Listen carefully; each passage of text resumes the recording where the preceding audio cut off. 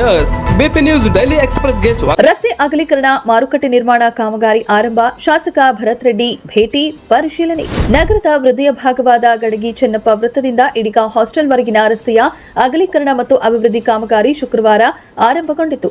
ಶಾಸಕ ನಾರಾ ಭರತ್ ರೆಡ್ಡಿ ಕಾಮಗಾರಿ ನಡೆಯುತ್ತಿರುವ ಸ್ಥಳಕ್ಕೆ ಭೇಟಿ ನೀಡಿ ಪರಿಶೀಲನೆ ನಡೆಸಿ ಅಧಿಕಾರಿಗಳು ಹಾಗೂ ಗುತ್ತಿಗೆದಾರರಿಂದ ಮಾಹಿತಿ ಪಡೆದು ಅಗತ್ಯ ಸೂಚನೆ ನೀಡಿದರು. ಗಾಂಧಿ ಭವನದ ಎದುರಿಗೆ ಉದ್ದೇಶಿತ ಹೂವು ಹಣ್ಣು ಬೀದಿ ಬದಿ ವ್ಯಾಪಾರಿಗಳ ಮಾರುಕಟ್ಟೆ ನಿರ್ಮಾಣ ಕಾಮಗಾರಿಯ ಬಗ್ಗೆ ಮಾಹಿತಿ ಪಡೆದ ಶಾಸಕ ನಾರಾ ಭರತ್ ರೆಡ್ಡಿ ಕಾಮಗಾರಿ ವಿಳಂಬ ಆಗದಂತೆ ಕೆಲಸ ಮಾಡಬೇಕೆಂದು ಗುತ್ತಿಗೆದಾರರಿಗೆ ಸೂಚಿಸಿದರು. ಮುಂಡರಗಿ ನಾಗರಾಜ್ ಅವರ 60ನೇ ವರ್ಷದ ಜನ್ಮದಿನಾಚರಣೆಯ ಪ್ರಯುಕ್ತ ನೋಟ್ ಪುಸ್ತಕಗಳನ್ನು ವಿತರಿಸಿದರು.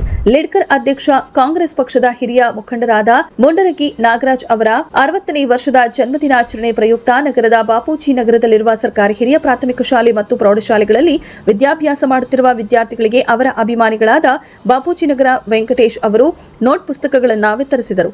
60ನೇ ಜನ್ಮದಿನಾಚರಣೆ ಆಚರಿಸಿಕೊಳ್ಳುತ್ತಿರುವ ಮುಂಡರಗಿ ನಾಗರಾಜ್ ಅವರಿಗೆ ದೇವರು ಇನ್ನಷ್ಟು ಆಯುಷ್ಯ, ಆರೋಗ್ಯ, ಅಧಿಕಾರ ನೀಡಲಿ, ಜೊತೆಗೆ ರಾಜಕಾರಣದಲ್ಲಿ ಇನ್ನಷ್ಟು ಉನ್ನತ ಹುದ್ದೆಯನ್ನ ಹೊಂದಲಿ ಎಂದು ಬಾಪೂಜಿ ನಗರ ವೆಂಕಟೇಶ್ ಅವರು ಭಗವಂತನಲ್ಲಿ ಪ್ರಾರ್ಥಿಸಿದರು.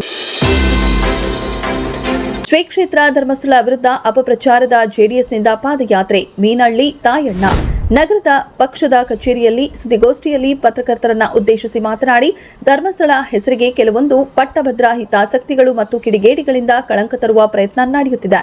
ಧರ್ಮಸ್ಥಳದಲ್ಲಿ 100 ಕೊಲೆಗಳಾಗಿವೆ ಎಂಬ ಸುಳ್ಳು ಹೇಳಿಕೆಗಳನ್ನು ನಂಬಿ ಸರ್ಕಾರ ಎಸ್ಐಟಿ ರಚಿಸಿದೆ.